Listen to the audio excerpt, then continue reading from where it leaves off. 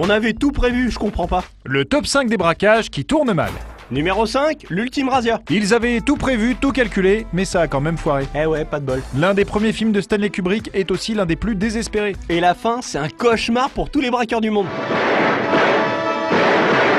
Numéro 4, Hit. Ces mecs-là savent braquer, ils savent aussi défourailler dans les rues de Los Angeles, et c'est d'ailleurs ce qui va provoquer leur perte. D'où le proverbe, qui fait un carton à LA, finit avec une balle dans le buffet.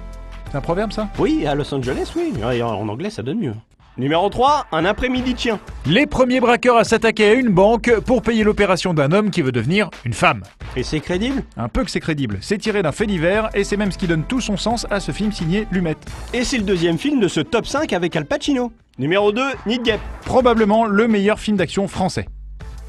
Et c'est déjà pas mal. Ici, les braqueurs deviennent eux-mêmes les braqués, c'est sombre, virtuose, et ça nous permet de se souvenir que Sami Nasseri est parfois un bon. Je te donne ma parole.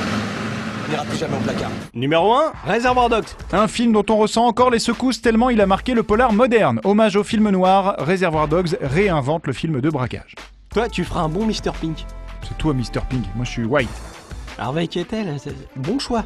C'est toi, Pink. Bon, c'est toi, Pink. Why am I Mr. Pink? Because you're a faggot, all right? That's not a word.